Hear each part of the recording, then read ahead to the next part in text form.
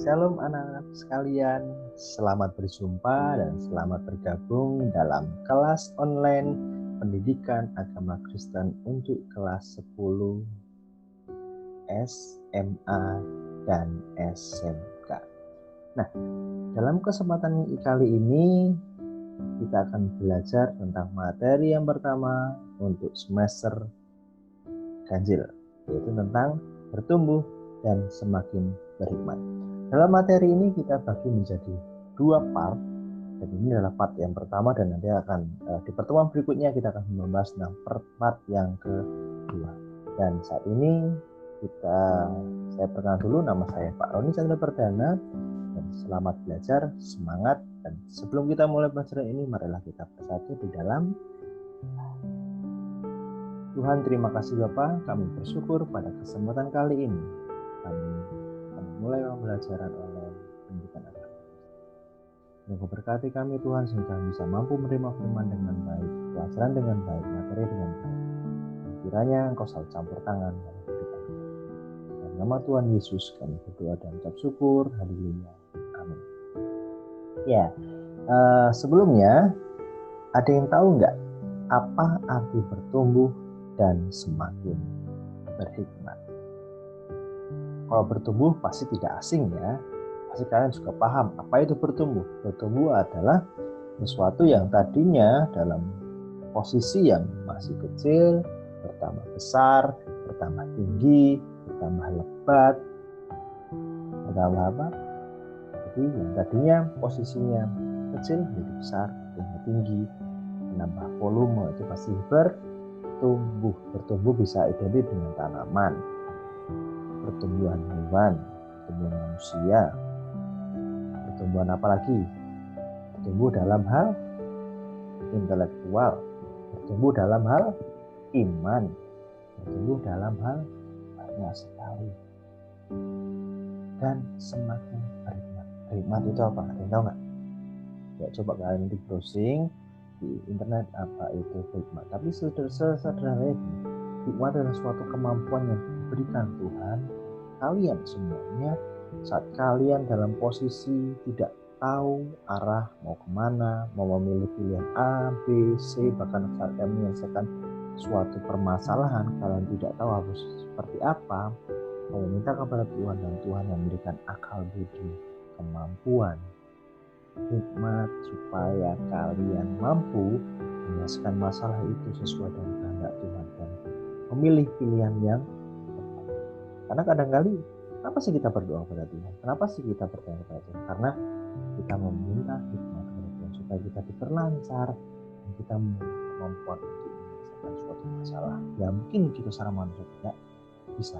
Nah, kenapa kita membaca bab ini? Karena kalian yang tadinya masih dalam posisi tahun kemarin SMP dan sekarang udah SMA atau SMK, dan sudah diharapkan untuk menjadi pribadi yang semakin bertumbuh dan semakin berhikmat. Tidak lagi anak kecil lagi, tidak lagi ada alasan bahwa saya belum bisa, saya tidak bisa, karena pasti bisa. Nah, sebelumnya kita mau sama-sama buka dulu ya Alkitabnya. Ya, semuanya persiapkan Alkitabnya di dalam 1 Samuel 3 ayat 19. Oke, siap ya? Saya akan bacakan. Dan Samuel semakin besar dan Tuhan menyertai dia. Dan tidak ada satupun dari firman-Nya itu yang dibiarkan hidup. Siapa yang ingin diberkati Tuhan? Siapa yang disertai oleh Tuhan? Semua pasti percaya disertai Tuhan. Baik kecil, besar, masih anak-anak, maupun dewasa, pastikan diberkati oleh Tuhan, disertai oleh Tuhan. Kuncinya apa? Kalian mau menjadi pribadi yang semakin dewasa, semakin bertumbuh di dalam Tuhan. Nah, satu lagi saya bacakan di dalam 1 Korintus 3 ayat 1-9. Dan aku saudara-saudara pada waktu itu tidak dapat berbicara dengan kamu seperti dengan manusia rohani, tapi hanya dengan manusia duniawi yang belum dewasa dalam Kristus. Seperti mungkin kita semuanya belum dewasa secara rohani, sehingga kita mungkin belum bisa menerima firman dengan baik. Kita masih mengutamakan manusia duniawi gitu. Susulah yang kuberikan kepadamu bukanlah makanan keras, sebab kamu belum dapat menerimanya. Kamu makan berat-berat, wah belum bisa.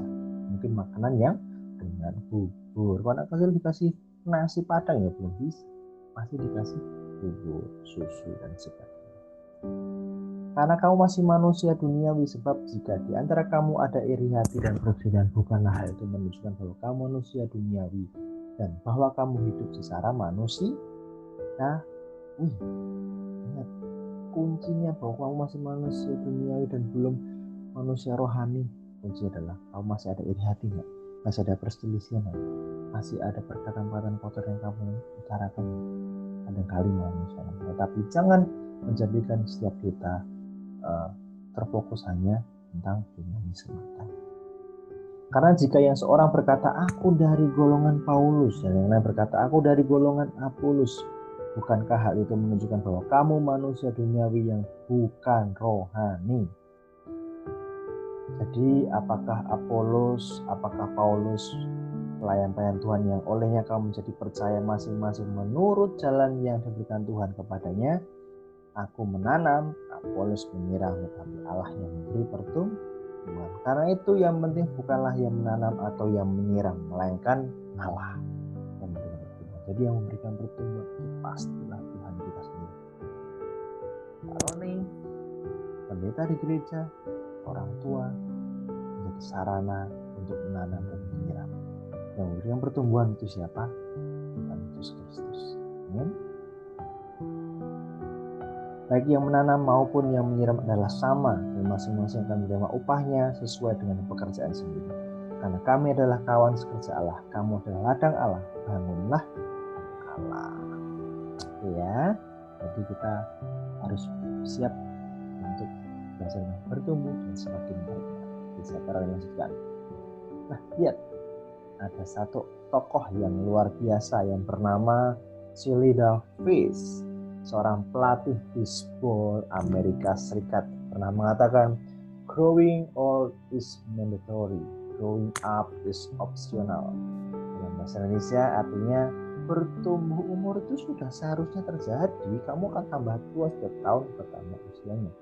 Namun menjadi seorang dewasa itu pilih. Maksudnya setiap orang pasti bertambah usia, betul? Ya, setiap hari, minggu, bulan, dan tahun. Bisa tidak, kita akan terus bertambah dan berjalan terus. Kita tidak mungkin menghentikan sampai tiba waktu. Masuk kau pengen umurnya pengennya kok di umur 15 tahun terus. Setiap tahun akan bertambah. Soal di sini kita tidak mungkin menghentikan sampai tiba waktunya ketika kita menutup mata dan meninggal. Namun bertumbuh menjadi dewasa adalah pemikiran, sikap, dan perilaku adalah pilihan. Tidak setiap orang yang dewasa umurnya juga dewasa pemikirannya, jangan salah ya. Dan perilakunya, setiap orang harus memutuskan untuk berubah menjadi dewasa dalam hal-hal tertentu, sehingga ia menjadi bijaksana dalam menghadapi berbagai persoalan dalam hidupnya. Jadi simpelnya gini, menjadi tua itu pasti, tapi menjadi dewasa itu pilihan. Belum tentu orang yang lebih tua itu pasti lebih dewasa dibanding dengan yang lebih muda. Karena menjadi dewasa itu adalah keputusannya untuk merubah sikap, karakter, perilaku, tindakan yang mencerminkan seorang dewasa. Bukan lagi kekanak-kanakan. Ya, paham ya? Jadi dewasa itu adalah pilihan. Mau menjadi dewasa atau tidak, itu pilihan. Di sini kembali kita melihat bahwa bukan panjangnya usia atau sejauh mana umur kita sekarang, melainkan bagaimana kita mengisi tahun-tahun usia itu dengan hal-hal yang bermanfaat bagi diri sendiri maupun orang lain. Sebelumnya, materi ini Pak Roni ambil dari buku paket yang kalian sudah download kemarin, bisa dibuka juga untuk referensi, dan tugasnya adalah saat Pak Roni menjelaskan di sini, silakan kalian juga sambil mencatat, karena Pak Roni nanti mau melihat laporan catatan kalian ya. Jadi itulah, dewasa itu adalah your choice. bukan pilihan Pak Roni, pilihan kalian sendiri. Umur pertama belum tentu dewasa. Ya, pilihan. Berbagai pengalaman, coba yuk sama-sama.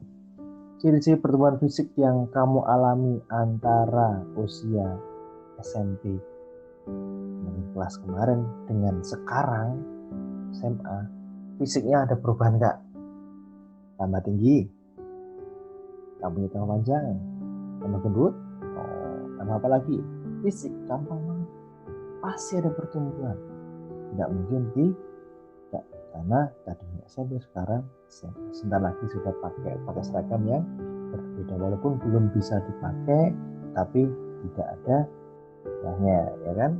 Nanti coba kamu lihat pertumbuhan fisik apa yang terjadi dalam kehidupan kalian. Tangannya, badannya, kulitnya, apa fisik dulu, yang paling kelihatan kan fisiknya. Kemudian setelah perubahan fisik dan psikologis yang kamu alami di antara di usia SMP dan sekarang apa psikologisnya, yang dulunya masih gampang emosi, gampang nangis, gampang tersinggung, mudah marah, mudah kecewa dengan orang lain. Sekarang SMA masih sama? Kalau masih sama, yuk pilihan untuk yang dewasa ya, dewasa. Karena kita mau bertumbuh, sudah bukan lagi anak SMP, sudah menjadi anak SMA ya. Jadi pribadi yang matang menurut kamu seperti apa sih? Tahu matang ya, kalau gua kok matang itu rasanya manis enak. Jadi pribadi yang matang menurut kamu apa? Coba pikirkan dulu sebelum dapat saya. Matang itu seperti apa ya? Matang itu gimana? Pikirkan dulu karena gue kasih tahu. Nah ini lihat kisah Tonya Hardy. Tonya Hardy lahir 1970, adalah seorang pemain sepatu ice skating ya. Yang tahu ya ice skating ya, yang pemain sepatu roda kalau di aspal, tapi kalau di es ya pakainya itu kayak sepatu roda tapi untuk jalan yang di es. Terkenal di Amerika Serikat pada tahun 1994. Belum lahir kalian, Pak Roni sudah baru lahir. Ia terlihat dalam sebuah pelanggaran hukum ketika bekas suaminya Jeff Gillooly berkombat dengan Saul Eckhart, susah namanya ya, dan Sam Stad, dan menyerang saingannya dalam olahraga sepatu es.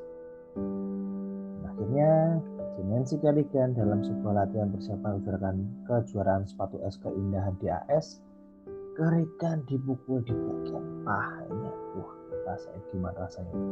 Ini beberapa sentimeter di atas lututnya, dengan sebuah tongkat polisi lipat.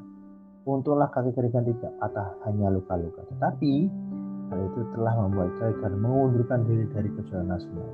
Hardy memenangi kejuaraan itu. Wow, ada yang melakukan tindak kecurangan nih. Udah dewasa loh ini, tapi pengen menang. Namun ternyata peristiwa itu kemudian terbongkar oleh polisi. Dan hakim membuktikan bahwa Hardy mengetahui rencana serangan tersebut. Walaupun ternyata si Tonya Hardy ini tahu kalau akan terjadi seperti itu, bahkan mungkin mengizinkan dan nggak apa-apa lah, biar sainganku berkurang satu, saya bisa menang dan sebagainya.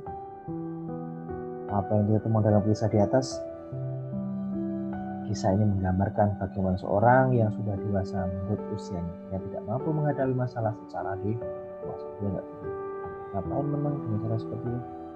Akhirnya ternyata menang, tapi dengan cara yang tidak dewasa. Pasti tidak dewasa. Ada yang mau menang lomba dengan cara curang? Jangan sekali seperti itu. Karena apa? Seumur hidup tidak akan pernah melupakan kecurangan. terngiang-ngiang dalam kehidupan kalian. Ya. Ini adalah sebuah contoh tentang emosi negatif. Emosi seperti ini seringkali ditanam atau dialami oleh orang-orang yang tidak matang pribadinya, tidak siap menerima kekalahan secara terhormat, dan karena itu bersedia melakukan apa saja untuk mencapai tujuannya. Wow, terserah saya menang, saya mau melakukan segala sesuatunya dengan cara apapun. Emosinya tidak stabil. Dengan kata lain, secara fisik mereka sudah bertumbuh, sudah dewasa, mungkin kelihatannya, tetapi secara emosional, pribadian mereka seperti anak kecil. Pengennya menang, bagaimanapun caranya, walaupun dengan cara sulit. Mereka tidak berpikir dengan matang dan bertanggung jawab. Jadi pesan kepada bukan hanya cuma umurmu yang bertambah, tetapi kedewasaan juga seperti itu. Tingkah laku, perbuatan, perkataan, emosi sekarang harus menjadi bagian yang matang. Matang pribadi dan emosi. Apa ini maksudnya? Salah satu cara yang paling mudah untuk menilai matang pribadi seorang adalah dengan menggambarkan ekspresi emosinya. Kamu lihat aja orang yang dewasa, dia dari apa? Emosinya. Apakah dia mudah emosi? Atau tidak? Saat orang yang semakin dewasa pasti dia bisa mengontrol emosi. Emosi itu apa sih? Pengalaman sadar yang subjektif yang terutama sekali diberikan oleh ungkapan psikofisiologis, reaksi biologis, dan keadaan mental. Jadi sikap atau apa ya, sesuatu yang bisa ditunjukkan secara psikologis keadaan mental kita, mungkin dengan tindakan, perkataan, perbuatan yang kelihatan marah, kan, yang bisa dilihat oleh orang lain. Dalam kehidupan sehari-hari, emosi seringkali terlepas begitu saja ketika seorang tidak mampu mengendalikan dirinya. Akibatnya apa? Perkataan dan tindakan pun jadi tidak terkendali. Kalau seorang sudah punya emosi yang tidak terkendali, apapun tindakannya pun juga pasti tidak terkendali, tidak terkontrol. Oh, dia lihat, waduh, karena saya sudah melakukan kesalahan. Karena apa? Kalau bisa menjaga emosi. Safarina dan Saputra 2009 memberikan contoh tentang bermacam-macam ekspresi jasmani yang bisa muncul dalam emosi seorang. Misalnya seperti ini. Emosi marah itu seperti apa? Ya pasti wajahnya merah, nawasan bisa di sini ya kayaknya otot tegang dan menegangkan energi tubuhnya memuncak. Masih kelihatan. Pasti kamu bisa membedakan orang yang sedang marah dengan nggak, masih kelihatan ya dari ekspresi wajahnya dan sebagainya. Kalau emosi takut, takut apa? Takut dimarahin orang tua, takut terlambat, pasti ada perasaan pucat, debat-debat dan sebagainya. Ada ya, marah dan takut, semua orang pasti bisa membedakan. Nah, Ekman dan Friesen seperti itu dalam Walkitab 1994 menyebutkan ada 3 macam emosi yang dikenal dengan display roles, penampilan pada wajah atau tubuh manusia. Kita mau belajar tentang macam-macam emosi. Yang pertama adalah masking, yaitu adalah keadaan seseorang yang dapat menyembunyikan atau menutupi emosi yang dialaminya. Ini bisa, dia emosi tapi dia bisa menyembunyikan emosi. Misalnya seorang perawat marah karena sikap pasien yang menyepelekan pekerjaan. Kemarahannya diredam atau ditutupi sehingga gejala kejasmaniannya tidak tampak. Saat kamu bekerja, saat kamu di dalam tenaga kesehatan, tidak mungkin kamu langsung mengutarakan emosi. Pasti ditahan dahulu, disembunyikan karena dia mau bersara profesional. Jadi ada ya ternyata masking, seorang yang dapat menyembunyikan atau menutupi emosi yang dialami. Pernah mengalami itu? Kamu emosi jengkel sama temanmu, tapi kamu menunjukkan bahwa nggak apa-apa kok, iya. Padahal dalam hatimu marah, kecewa dan sebagainya.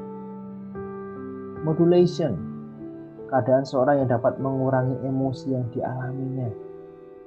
Sebuah marah menggebu-gebu tapi bisa diredakan atau dikurangi kadar emosinya. Misalnya karena marah yang ngomel-ngomel, tapi kemarahannya tidak meledak, tidak sampai dengan memakai fisik untuk yang ngomel-ngomel, kemarahannya tapi tidak sampai meledak, membanting barang. Kemudian simulation, orang tidak mengalami emosi tapi seolah-olah mengalami emosi dengan menampakkan gejala kejasmanian. Ini kadang aneh ya, dia tidak emosi tapi seolah-olah emosi. Ada yang seperti itu, mungkin bercanda, tapi mungkin juga dia kelihatan dia sedang marah atau bagaimana. Itu kan cuma hanya beberapa tipe-tipe orang yang mungkin bisa masking, manipulation, simulation. Tapi teman-teman ya, kamu punya emosi, bisa mengontrol emosi. Emosi wajar nggak ya, semua orang masih punya emosi, tapi bagaimana kamu bisa mengontrol emosi dengan baik. Berdasarkan pembagian emosi di atas, faktor yang paling penting dalam menggambarkan emosi yang sehat adalah pengenalan benar tentang dirimu sendiri. Bagaimana karaktermu itu seperti apa, serta kesediaan untuk bertumbuh dan berkembang menjadi pribadi yang matang dan bertanggung jawab. Matang itu apa? Tadi kamu bisa cari ya. Matang itu apa sih? Artinya tidak berpikir kekanak-kanakan, hanya peduli akan kepentingan dan keuntungan diri sendiri. Ingat baik-baik, matang itu tidak kanak-kanak, tidak mementingkan kepentingan diri sendiri. Bertanggung jawab.